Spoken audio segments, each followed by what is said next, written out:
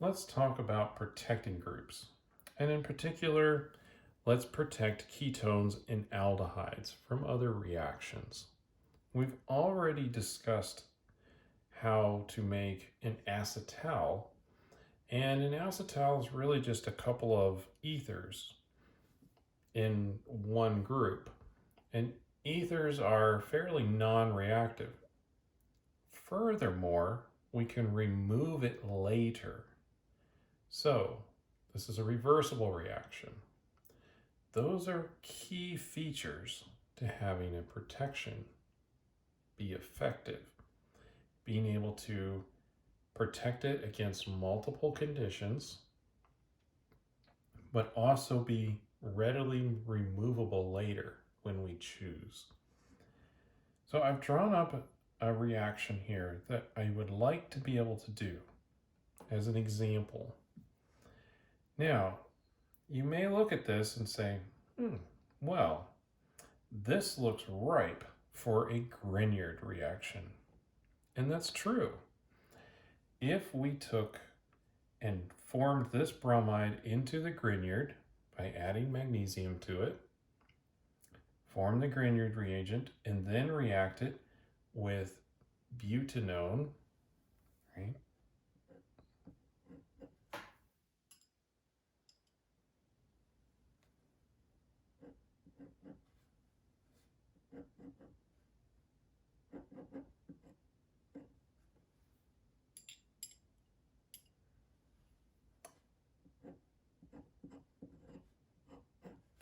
Just like this.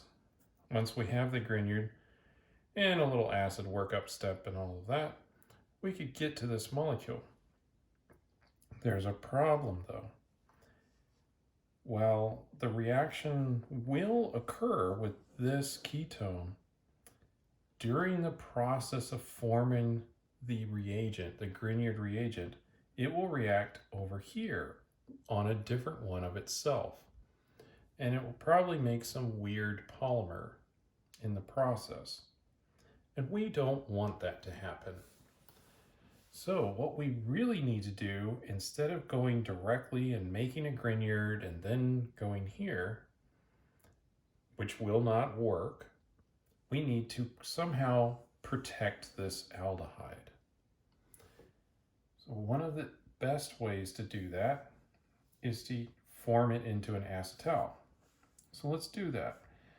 And typically, when people form the protecting group, now you could do the acetal actually with really any alcohol that you want. Like we could put methanol in here and add sulfuric acid, and put a lot of methanol in there and form the acetal out of that. But for the most part, people like to use ethylene glycol because it's you only need one of them because it has two alcohols on it, and it makes a 5-membered ring, which is pretty stable and it's a little faster to form.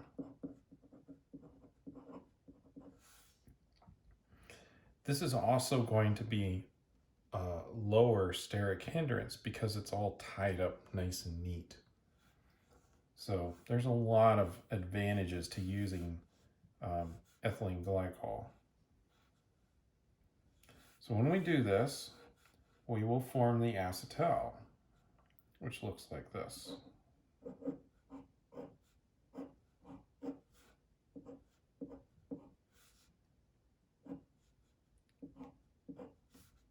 Still have the bromine on it. So now we have this acetal, which is a 5-membered ring in this case, and it's protecting our aldehyde. Now when we make the Grignard, we will not have a reaction with the aldehyde.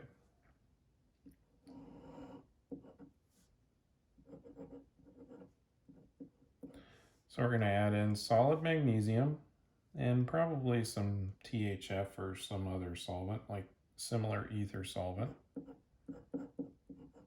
And we'll make sure this is a dry conditions. And when we do that, we'll be able to make our Grignard.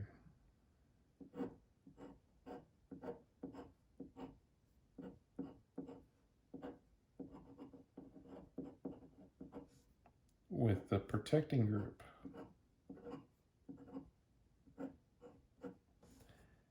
Now we have this protected still. Once we have that, we will add our ketone that we wish to have react with the Grignard.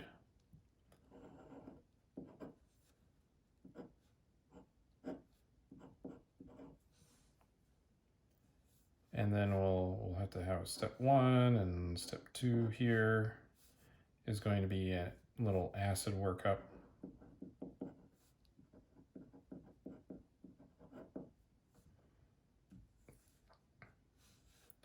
And let's assume that this acid workup is pretty mild.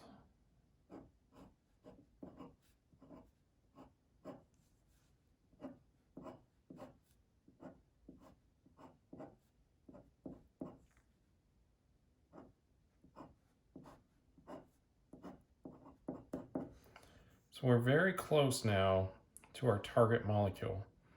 At this point, all we need to do is deprotect the aldehyde. So, in order to do that, we will just add lots of water and a little bit of sulfuric acid. This will remove the ethylene glycol. So I should just maybe I'll draw another arrow over here. This is leaving. We'll get our ethylene glycol back. Yeah, that's kind of a byproduct there. And really this is an equilibrium, but we can control that by making sure that we have excess amounts of water, and that will tend to drive this equilibrium towards our product.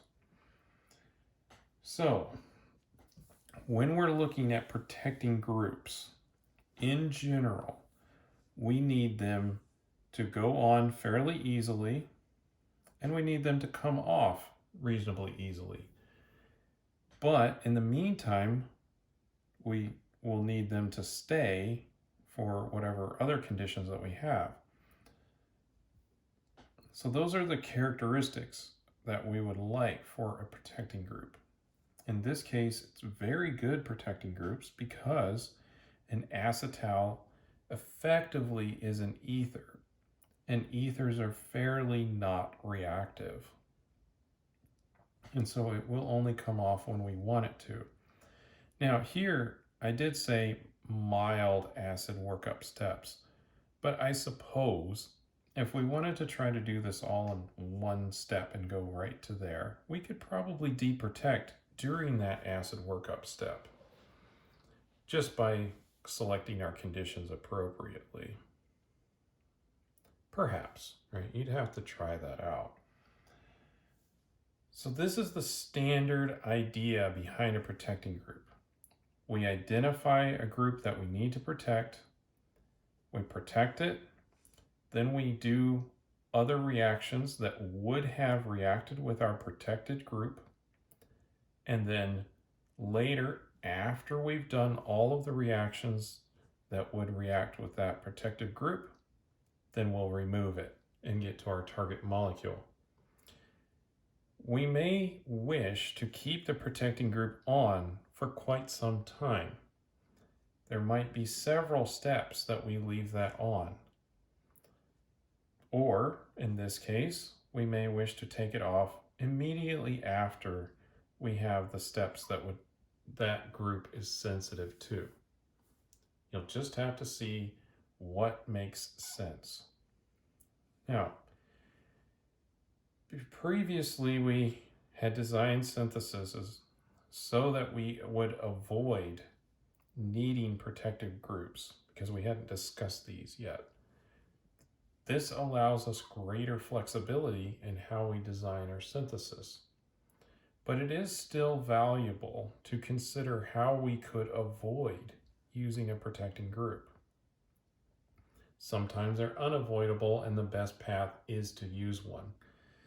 But Again, one of the reasons why we would want to avoid them is that although these have generally very high yields, usually much over 90%, you will still lose a little bit of your material every reaction that you do. So keep that in mind when you're designing your synthesis. Less steps is still better. And so if there is an order that you can conduct your synthesis in that doesn't require having a protecting group, that's probably the way to go. Other case, you have the protecting group available.